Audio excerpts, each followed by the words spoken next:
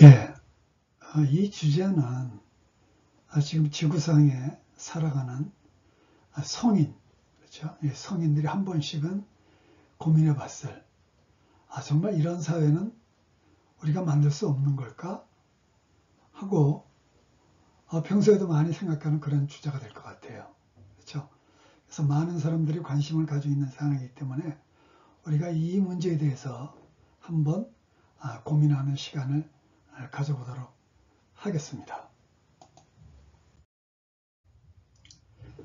자, 기본적으로 그 민주주의의 본질이라고 하면 이 현대적인 의미에서 천부인권설, 천부인권설은 뭐예요? Natural Right 하면은 이 창조주가 모든 인간에게 동등한 권리를 줬다는 그런 개념이죠. 그렇죠?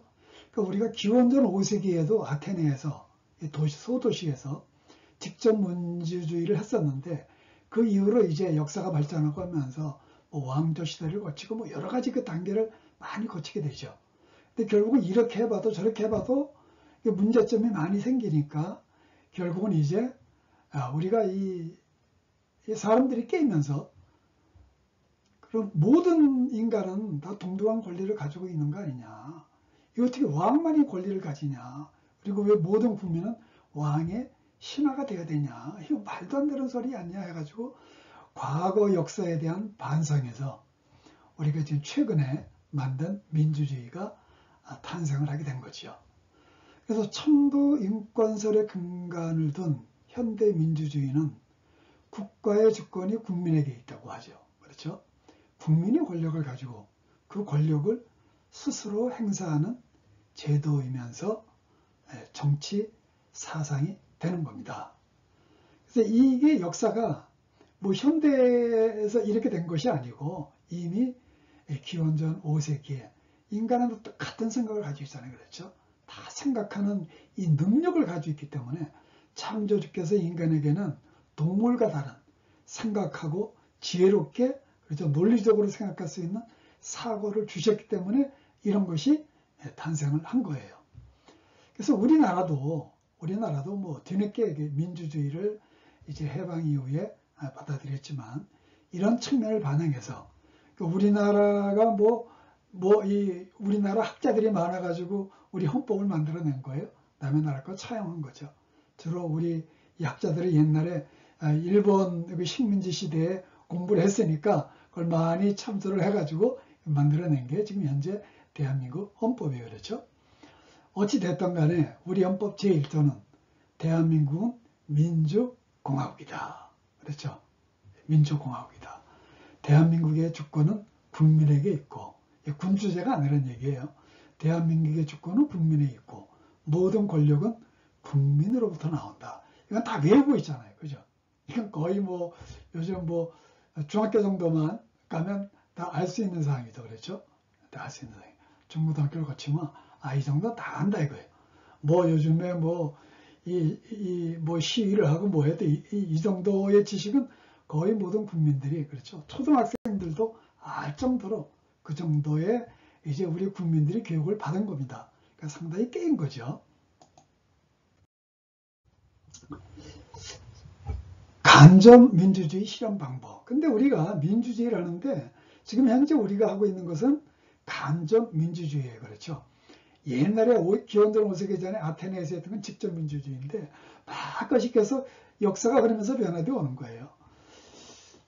민주주의 국가의 주권은 국민에게 있고 모든 권력은 국민으로부터 나오기 때문에 국민은 선거 행위를 통해 어떤 제도하에서 간접민주주의 제도하에서 선거 행위를 통해 대통령, 국회의원 등 대표 또는 대의를 결정합니다. 그렇죠? 그리고 이들은 국민의 민의를 반영해 국정을 운영한다. 그래서 우리나라의 민주주의 제도를 대의민주주의라고 하죠. 그럼 왜 우리는 직접 민주주의를 우리 천부인권설의 기초에서 민주주의를 만들 때 왜 직접 민주주의를 못했을까요? 제 생각에는 옛날에 아테네하고 달리 세계가 굉장히 커진 거잖아요. 그렇죠? 어떻게 보면은 그 민주주의 하면 우리가 먼저 그 미국을 생각하게 되는데, 근데 미국이 18세기에 이렇게 그 어떻게 보면 이 민주주의라는 개념을 발전시켜 오면서 그 당시 미국의 사회상을 보면 지금과 같이 우리는 지금 대한민국에 지금 현재 살고 있는 국민들은 교육을 다 충분히 받았잖아요.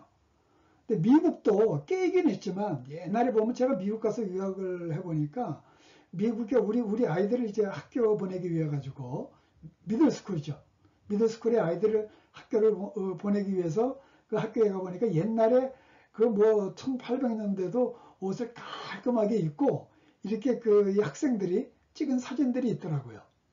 근데 그 전에 처음에 이 미국의 그 청교도들이 미국에 와가지고 처음에 이제 정착해서 이제 개척을 해나갈 때 그때 사람들의 삶은 어땠을까요?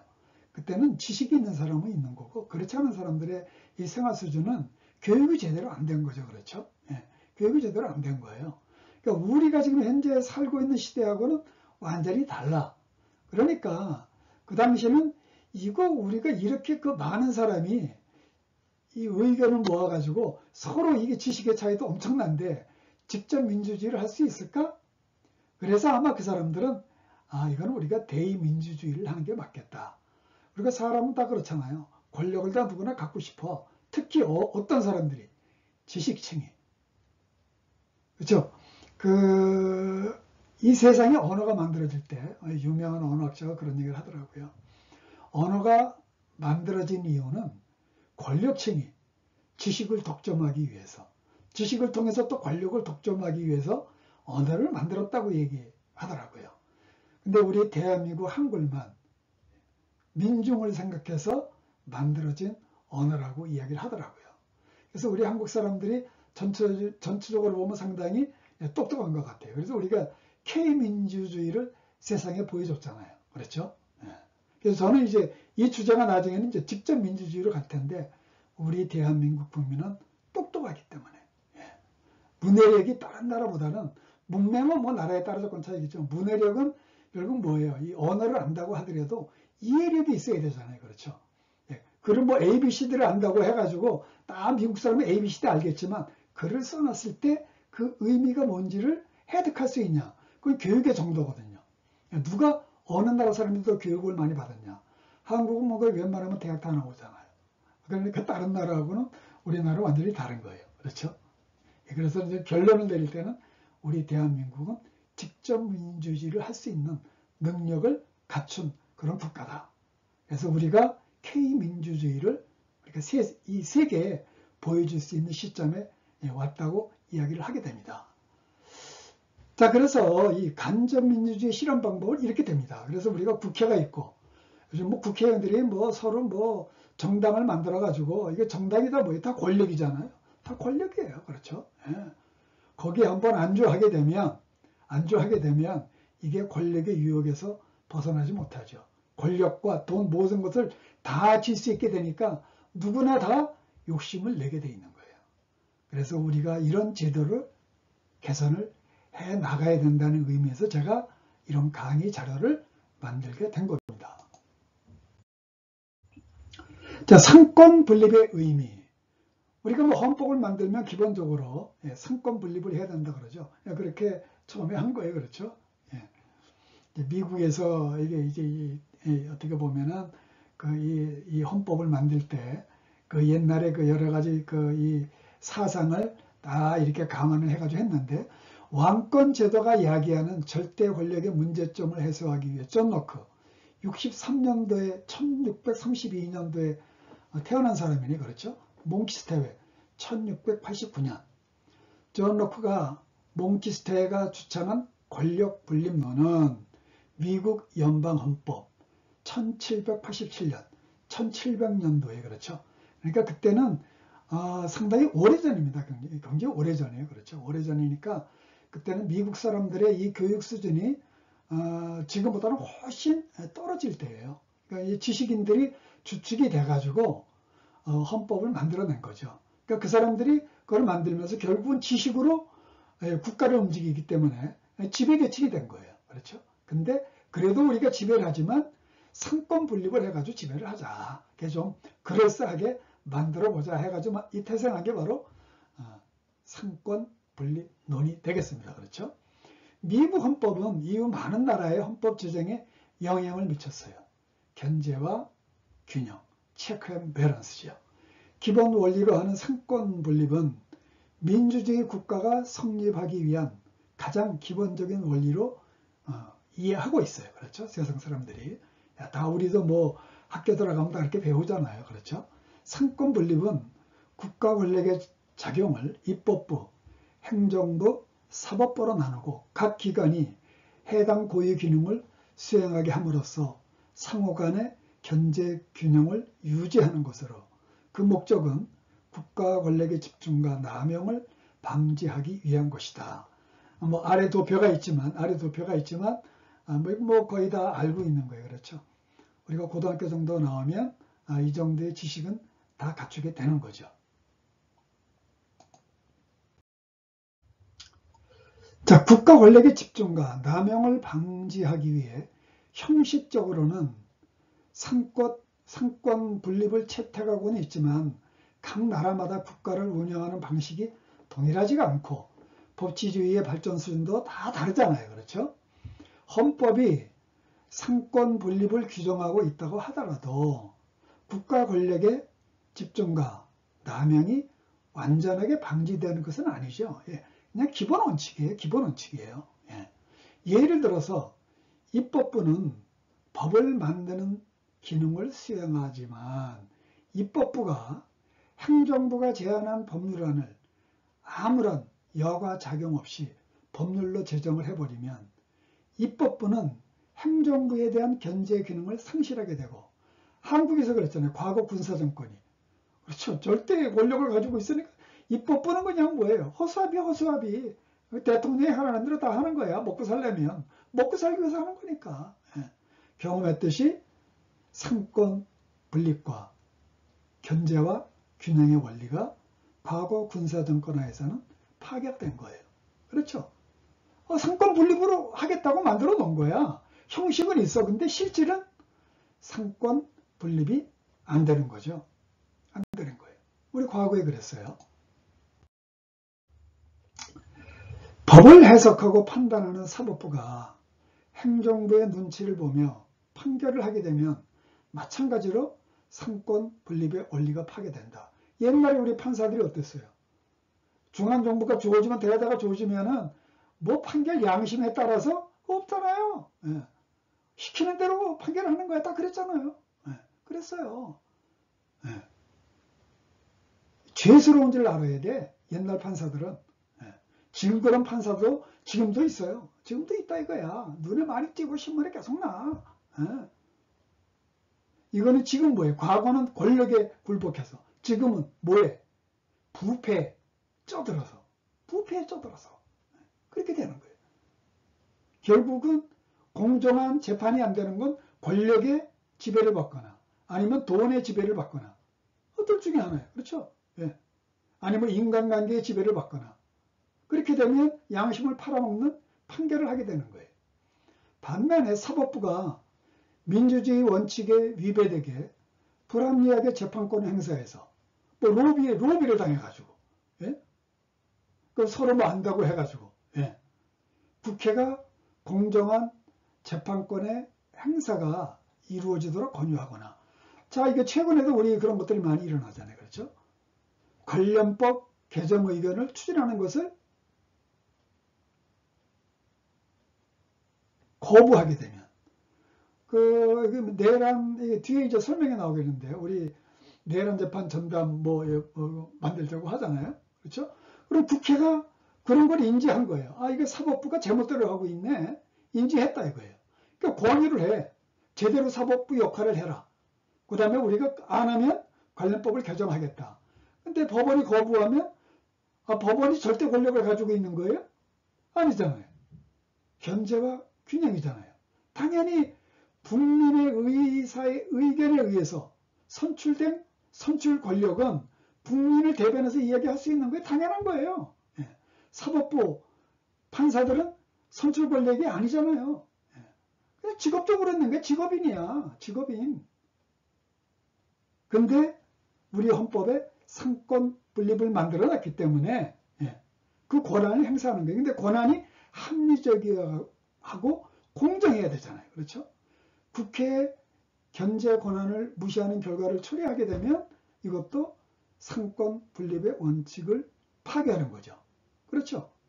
결국은 형식적으로 헌법에 명확하게 상권 분립의 원리를 도입하고 있더라도 이를 운영하는 사람들이 이 원칙에 어긋나는 행위라면 실질적으로는 견제와 균형의 원리가 파괴되는 거죠. 안 되는 거예요. 그러니까 그 제도를 운영하는 사람들이 어떻게 하느냐가 대단히 중요한 거죠. 그래서 서로 견제하는 거예요. 국회는 왜 국정조사를 해요? 그런 게 있을 때마다 그렇게 하는 거잖아요.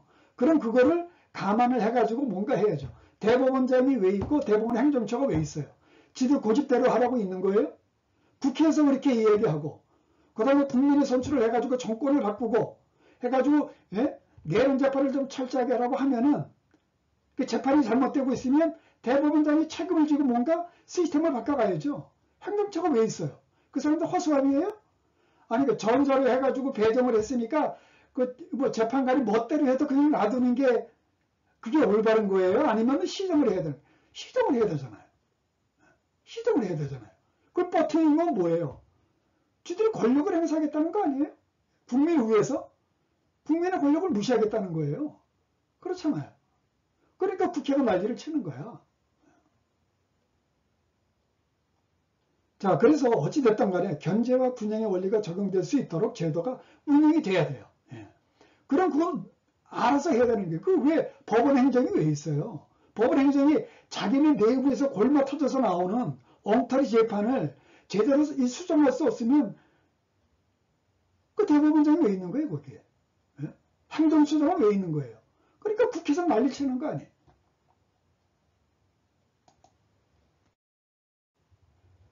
내란 전담 재판부 설치 이슈. 자, 우리 국민은 윤석열 정부와 여당의 국정 운영에 불만을 가지고 당시에는 국민의힘이었죠. 그렇죠? 22대 총선에서 더불어민주당을 다수당으로 결정을 했어요. 국민의 민의가 반영이 된 거야. 이거 좀 혼을 내줘야 되겠다. 21대 대통령 선거에서는 이재명 대통령을 선택했어요. 그렇잖아요? 그리고 국민들의 의견이 결집이 돼가지고 결과물이 나타난 거야. 따라서 다수당이 된 정당은 민의를 반영해서 국가를 발전시키고 국민의 삶을 개선하기 위해 적법한 절차를 거쳐서 지금 문제가 되는 게 뭐예요? 법원이 재판을 제대로 못하고 있으니까 판사가 엉망으로 재판을 진행하고 있으면 누가 봐도 건전한 이 통상인의 상식으로 생각할 때 봐도 이게 너무 엉터리인 거야. 그러면 이거 법원 조직에 문제가 있는 거 아니에요. 그래서 법원 조직법을 개정할 권한을 행사하겠다 이거예요, 국회가. 그러니까 당연한 거 아니에요? 당연한 거야. 헌법 제81조는 대통령은 국회에 출석하여 발언하거나 서한으로 의견을 표시할 수 있다고 규정하고 있어요. 행정부의 수반인 대통령도 국가를 발전시키고 국민의 삶을 개선하기 위해 국회의 법령의 개정을 건의할 수 있어요. 대통령이라고 이제 사법부가 하는 거라고 해가지고 이거 뭐 사법부 뭐 상권 분립을 침해하는 거라고? 말도 안 되는 소리 하고 있는 거예요. 무슨 침해예요? 헌법이 딱 박아놨는데. 행정부 수반이 볼 때 국민의 삶을 재판을 잘못해가지고 나라가 이게 엉망이 되게 되면 당연히 대통령으로서 할 얘기 하는 거죠. 그게 헌법에 둔 거 아니에요? 판사의 임명. 헌법 제104조는 대법원장은 국회의 동의를 얻어 대통령이 임명한다고 되어 있습니다. 대법관은 대법원장의 제청으로 국회 동의로 대통령이 임명해요. 그렇죠? 대법원장과 대법관이 아닌 법관은 대법관 회의의 동의를 얻어 대법원장이 임명한다고 헌법이 규정하고 있어요. 자, 그러니까 법관은 반드시 대법원장이 임명해야 되는 거예요. 그렇죠? 따라서 국회는 국회의 권한에 속하는 법원 조직법을 개정할 수는 있어요. 국회 권한이니까 법을 개정하는 거는. 현행 헌법하에서 판사를 직접 임명할 수는 없어요. 법은 개정할 수 있지만 법원 조직법 뭐 회생법원도 있고 가정법 다 있잖아요. 예. 그러니까 나름대로 국가가 민주주의는 이게 생물이잖아요. 계속 발전돼야 되는 거야. 이거 고착돼 있는 게 아니야. 옛날에 아테네에서 직접 민주주의 하다가 그 다음에 또 왕조로 넘어왔다가 뭐 봉건사에 뭐 고치자니 나라마다 다 다르니까 그러다가 지금 간접 민주정치가 된 거잖아요. 이게 정체돼 있는 게 아니야. 그때마다 똑똑한 국민들은 지혜를 발휘해서 국가를 발전시키기 위해서 새로운 시스템을 계속 만들어내야 되는 거예요. 그러니까 문제가 있을 수 없어. 지금 우리 헌법을 이렇게 규정하고 있으니까 나중에는 이 헌법도 문제가 있다 그러면 국민의 의사로 헌법도 바꿀 수 있는 거예요. 그렇잖아요. 국회가 민의를 반영해 신속, 정확, 공정하게 내란 사건을 처리하기 위해 특별재판부를 설치하는 것은 국회 정권이에요. 그렇죠. 사법권이 침해되는 게 아니라 이거예요. 그러니까 이번 내란 사건은 민주주의 시스템을 전복하려고 했던 중차대한 사건이에요. 중차대한 사건. 우리나라의 민주주의가 그냥 완전 다 어그러질 뻔했어요. 현재 법원조직법으로 신속하고, 즉 현재 법원 조직법만으로 신속하고 공정한 재판이 불가능한 것으로 판단이 되면 국회가 민의를 반영해서 특별재판부를 설치하는 것은 타당성이 있는 거예요. 그렇잖아요. 우리 국민들의 의사가 드러난 거 아니에요. 22대 총선과 이번 대통령 선거를 통해서. 특별재판부의 판사는 헌법에 따라 대법원장이 임명하게 되면 위헌의 여지는 없는 거죠. 특별재판부 만들어서 대법원장이 임명하게 하는 거예요. 근데 지금 대법원장도 제대로 여러 가지 문제를 일으켰잖아요. 그렇죠? 상고심에 간 걸 갖다가 신중한 검토도 하지 않고 그 누가 봐도 저거 이게 뒤가 속이 보이네. 그런 거 아니에요? 그 다음에 윤석열 대통령도 재판하면서 풀어준 거에 말도 안 되는 얘기가 제가 봐도 말도 안 되는 거예요. 무슨 판결이 그런 판결이 있을 수가 없어. 너무 비상적인 판결이야. 그러니까 국회가 관심을 가지고 하는 거고 국회는 국민의 민의를 반영해서 하는 거잖아요. 뭐가 문제? 이게 사법권 침해예요? 어불성설이죠. 특별재판부의 판사는 헌법에 따라 대법원장이 임명하게 하면 위헌의 여지는 없어요. 그렇죠? 상권분립을 파기한다고 하는 주장은 어불성설이라 이거예요. 민주제도의 발전. 상권분립을 위해 민주주의가 존재하는 게 아니에요. 이게 주객이 전도가 되면 안 돼. 민주주의를 위해 상권분립이 존재하는 거잖아요. 우리 한국은 그냥 암기교육으로 이 법률가들도 다 암기교육으로 달달달 외워가지고 판검사가 된 사람들이야. 그러니까 로직이란 게 없어. 로직이란 게. 우리 대한민국 교육에는 로직 교육이 없는 거예요. 미국하고 달라. 그게 차이야. 달달달 외워서 시험 학교 가면 대단한 걸로 알아. 근데 미국에서는 외우는 시험은 변호사 시험밖에 없어요. 근데 변호사 시험은 100점을 맞아도 누구도 인정 안 해줘. 로스쿨에 다닐 때 로직 시험을 봐요. 테이크홈 이 시험을 보면은 24시간 시험지 받아가지고 24시간 안에 딱 의견서를 만들어서 학교 제출해야 되니 논리적으로 설명하는 거야.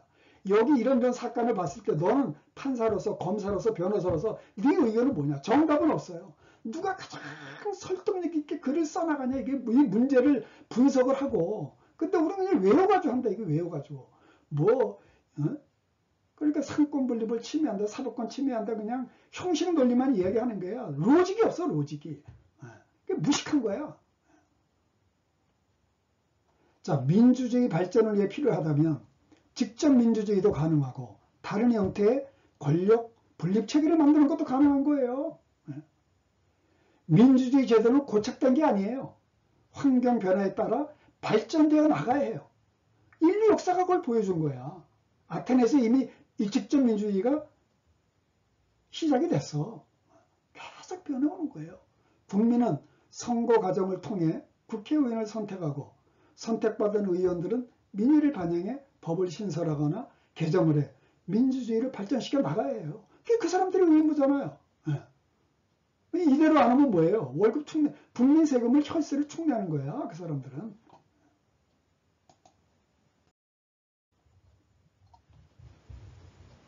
자, 정치와 학문. 자, 우리가 이렇게 정치를 이야기하게 되면 정치를 형식 논리로만 하면 안 되는 거죠. 학문적으로. 정치가 뭐예요? 사회과학이잖아요. 과학적으로 모든 것을 연구해야 돼요. 연구하는 사람이 있어야 돼. 예? 밖에 나가서 그냥 시위하는 이게 뭐 여시야 이런 사람이 아니고 정치를 하려면 연구를 해야지, 연구를. 예? 세금, 국민 세금으로 혈세를 가지고 월급을 한 푼 받는 뭐 1억 이상을 받잖아요. 예. 그 값어치를 해야 되는 거 아니에요? 사회과학의 분야에서 가장 정점에 있는 것은 정치이다. 정치는 국가와 국제사회의 모든 구성원에게 영향을 미치기 때문에 사람들은 정치에 지대한 관심을 보이고 있잖아요. 그래서 정치인은 정치활동을 통해서 국가 발전을 도모하기 위해 현재 우리나라가 직면한 문제점이 뭔지 이걸 정확하게 파악을 하고 해결 방안을 마련하고 풀어나가야 되잖아요. 그게 정치인의 도리예요. 의무야. 사람이 병에 걸리면 우선 과학적인 분석을 통해서 병의 원인이 무엇인지 알아내야 되잖아요. 원인의 문제점을 치유할 약을 개발해 이 약을 처방해야 병을 고칠 수 있어요. 그렇죠? 사회 병리 현상도 마찬가지예요. 사회 병리 현상도 마찬가지예요. 사회과학이니까. 왜 반칙, 부패와 갑질이 왜 발생하는지 그 분석을 해야 되잖아. 이 사람들의 이 입법을 하는 사람들이 뭐 하는 거 이런 거 연구해야 되는 거 아니에요? 문제점을 규명한 후 이를 해결할 시스템. 그게 약이잖아요. 약. 사회가 병들었으니까 도입해서 실행해야만 병리 현상을 제거할 수 있는 거예요. 그 국회는 머리 싸매고 계속 그걸 연구해야 돼. 그 사람들이 의무는 그거예요. 법률도 안 만들고 가만히 앉아서 대행자탱자하고 해외 여행이나 다니고 뭐 지방에 내려가지고 뭐 지역구 관리나 하고 그게 국회의원의 업무가 아니에요. 가장 중요한 건 이거라 이거. 이걸 할 줄 모르는 사람은 절대 국회의원으로 뽑으면 안 되는 거야. 그런 국회의원을 뽑아주는 국민이 어리석은 거죠.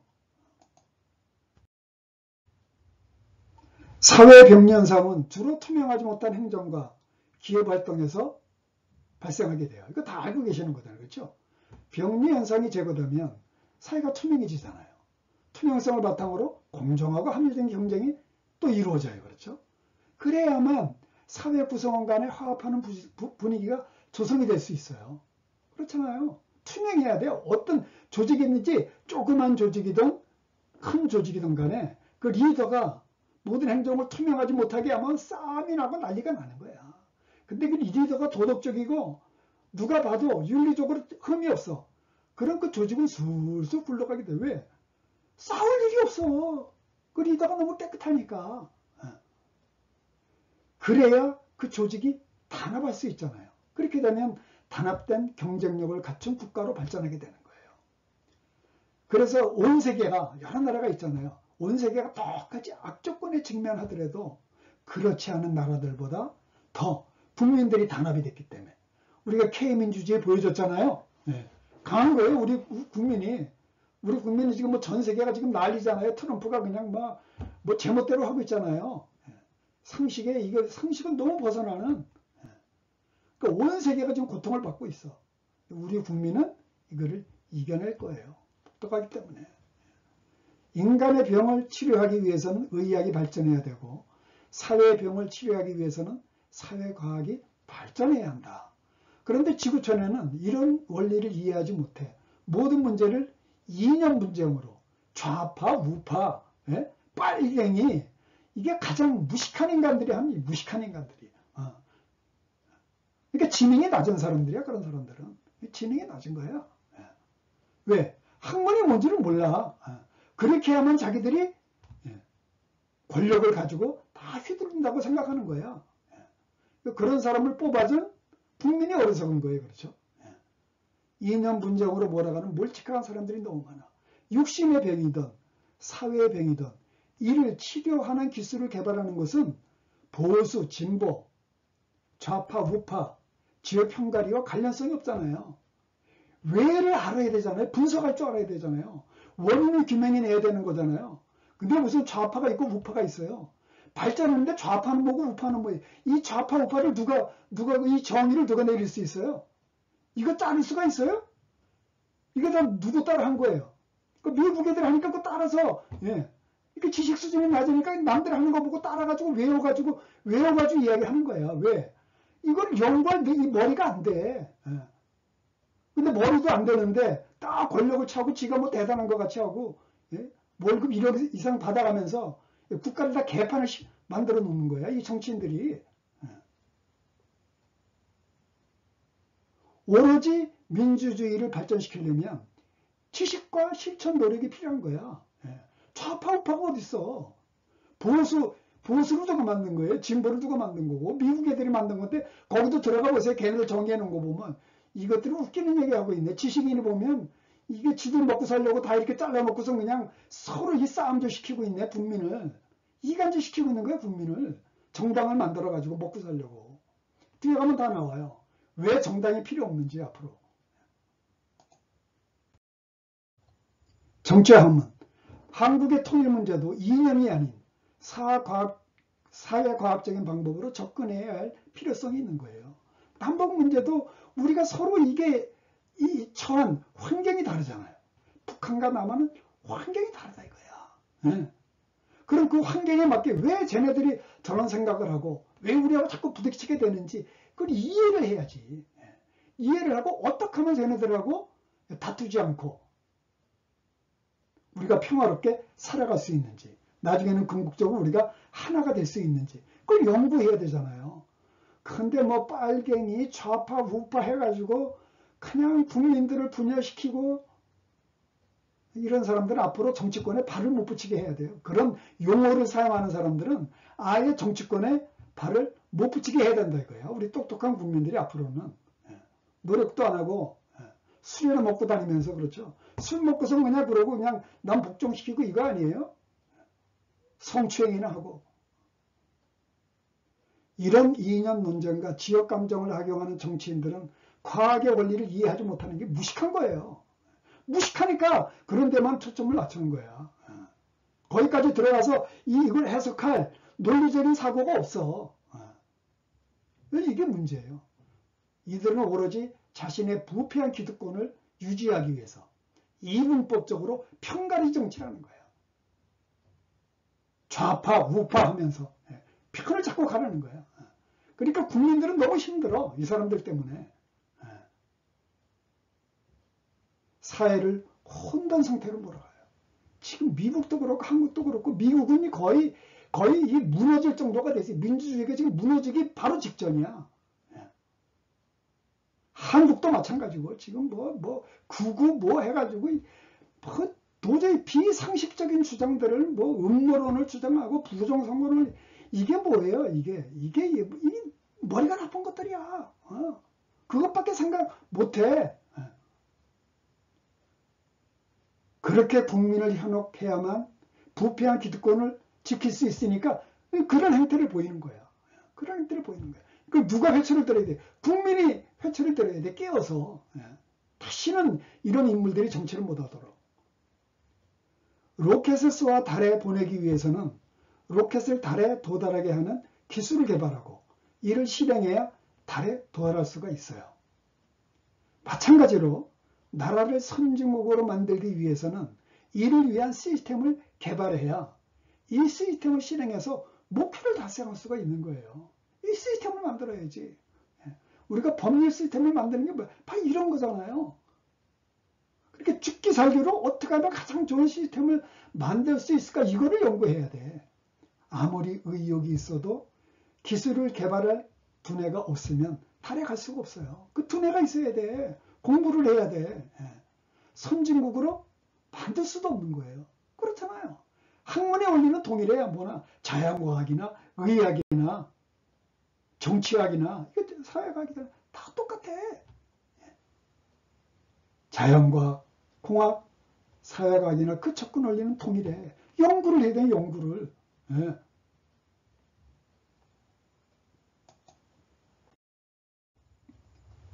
정치활동은 사회의 모든 분야에 영향을 미치기 때문에 정치활동을 통해 사회를 발전시키기 위해서는 먼저 국가 발전을 도모하기 위한 사회과학의 원칙을 도출해서 이를 시행해야 돼요. 원칙을 도출해야 돼요. 사회과학에 과학적으로. 그렇죠? 사회과학을 지속적으로 발전시키기 위해 자연과학과 공학, 예술 등을 함께 발전시켜 나가야 돼요. 사회과학만 가지고 안 되니까. 그래서 시너지 효과가 나타나도록 그 입법을 하고, 그렇죠? 특정 분야를 재정을 통해서 지원을 하고, 이런 거 아니에요. 이런 걸 연구해야 되잖아요. 앉아서 어떻게 그냥 북한에 뭐 비행기 띄워가지고 전쟁할 생각이나 하고, 예? 이러니 나라가 발전하겠어요? 예.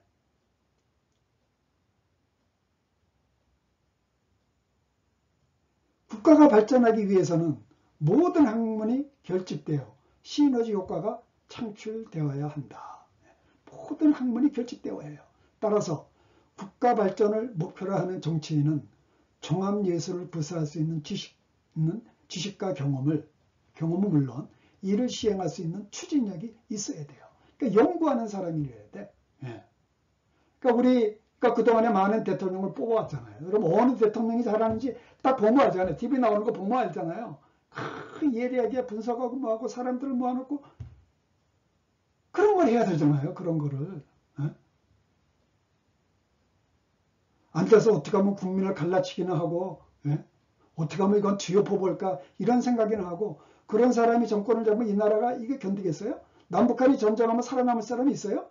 죽은 다음에 무슨 뭐 이북에 몇억, 백억 퍼졌니, 천억 퍼졌니, 그게 무슨 의미가 있어요?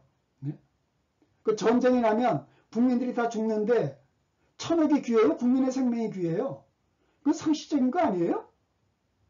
그 전쟁하자는 사람들은 무슨 사고를 가지고 있는 사람들이에요? 지 부인 죽어도 좋고 지 자식 죽어도 좋다는 얘기예요? 지가 나가서 전쟁하겠다는 얘기 뭐예요? 그런 사람들이 그냥 광장에 모여서, 예? 그 말도 안 되는 소리를 하고 그거 따라가는 사람이 있으니까 그런 사람들이 거기다가 또 그냥 코 박고 돈 주고 헌금한다 그러고, 이거 정말 진짜 문제예요. 그래서 국가는 국민을 계속해서 교육시켜 나가야 되는 거예요. 그래서 제가 이런 강의를 하는 거예요. 교육시키기 위해서 누구나 알아들을 수 있게. 그래야 국민이 깨일 거 아니에요. 그런데 코를 안 박을 거 아니에요.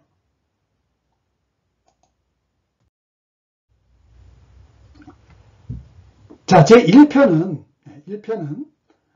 여기서 마치기로 하겠습니다. 그래서 총 4편으로 되어 있는데, 저희가 하나씩 그 이슈를 이야기하고, 그 다음에 이제 깊이 있게 이게 생각을 해야 돼요. 경험이 있어야 되죠. 경험이 없으면 이야기할 수 없어요.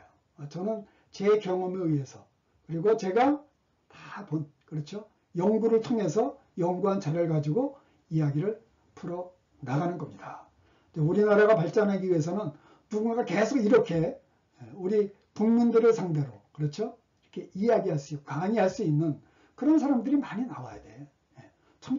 적어도 정치를 하려면 연구하고 뭐하고 나와서 국민들이 이해할 수 있도록 설득력 있게, 말이 아니고 이런 식으로 해서 글과 말을 섞어서, 그렇죠? 토론을 통해서 국민을 설득을 해 나가야 돼요. 그게 진정한 정치인이 되는 겁니다. 그리고 우리 국민들도 그런데 관심을 가지고 어떻게 하면 우리 사회를 더 잘 만들어 볼까?